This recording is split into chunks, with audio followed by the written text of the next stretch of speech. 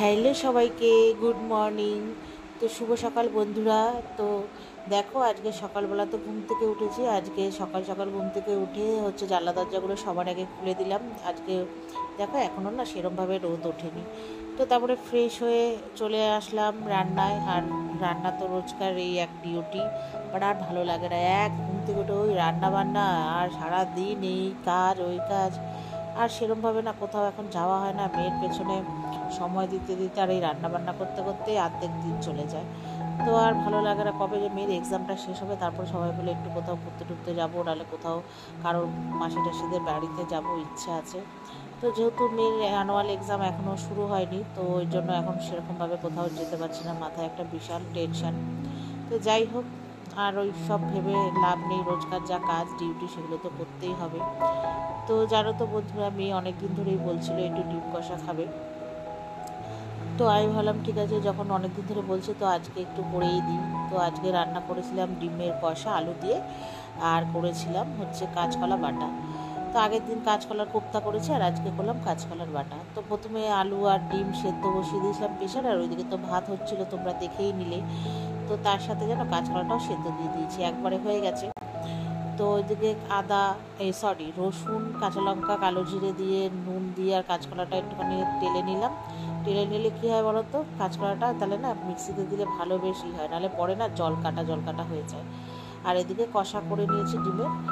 তো তারপরে ওগুলো রেডি করে হাজবেন্ড টিফিন গুছিয়ে দিয়েছে। আর এদিকে মেয়েকে দেবো একটু তোমার কচুরি। তো ওই যে কড়াইশুঁটি ছিল আগের দিনের পেস্ট করা, তো সেটা দিয়েই কচুরি করে দিলাম।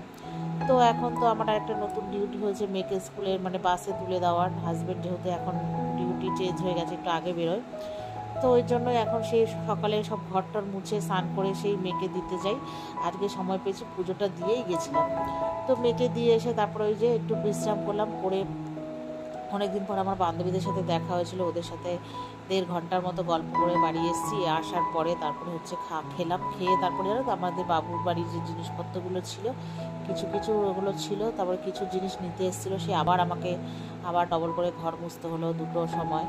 তারপরে আবার আবার ফ্রেশ হলাম, হয়ে তারপরে খাওয়া দাওয়া করলাম। মা ফোন করেছিল, গেলাম। তো গিয়ে একটু খাওয়া দাওয়া করলাম। মা রান্না করেছিল সবজি দিয়ে, চিংড়ি মাছ দিয়ে, বাঁধাকপি, শাক, চচ্চড়ি ডাল, চাটনি, দইটা দেখাইনি, পাঁপড়। তো খাওয়া দাওয়া করে মা বলে একটু পেয়ারাটা মেখে দে।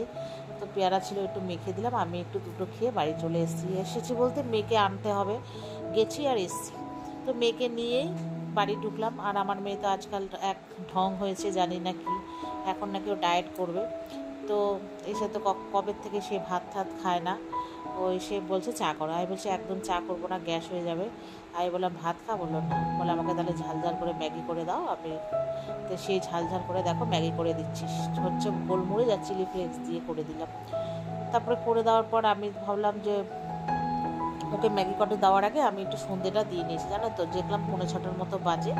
তো সন্ধ্যেটা দিলাম, আর তার সাথে আমি আমার একটু অ্যাফ্রেশও করে নিলাম। তো আমি এখন চা খাবো না, যেহেতু কিছুক্ষণ আগেই ভাত খেয়েছি, ওই 3:30টার দিকে। তো আর ওই জন্য চা খাবো না। আমি বললাম তাহলে ও বলেছিল চা করতে, আমি বললাম একদম পরে। তো এই যে দেখো অ্যাফ্রেশটা বানিয়ে নিয়েছি, অ্যাফ্রেশটা খাবো। তো তারপরে ওকে একটু তাড়াতাড়ি ম্যাগি করে দিলাম, ওকে আসবে পড়াতে। তো ওই পড়াতে আসলে আবার ও খাবে, বসে থাকবে, একটা দেখতে বাজে লাগে। আর ওই জন্য বললাম যে তাড়াতাড়ি করে ম্যাগিটা করে দিয়েছি, খেয়ে রেডি হও। তারপরে খাওয়া দাওয়া করে স্যার এসেছিলো, ওকে পড়িয়ে গেল, চা করে দিলাম। তখন আমি আর চা খাইনি, আমি বলছি মেয়ের পড়া হোক, একবারে খাবো।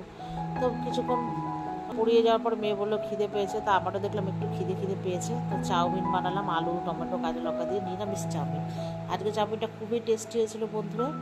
তো চলো, ভিডিওটা এই পর্যন্তই। আবার নতুন কোনো ভিডিও নিয়ে আবার দেখা হবে তোমাদের সাথে। বাই।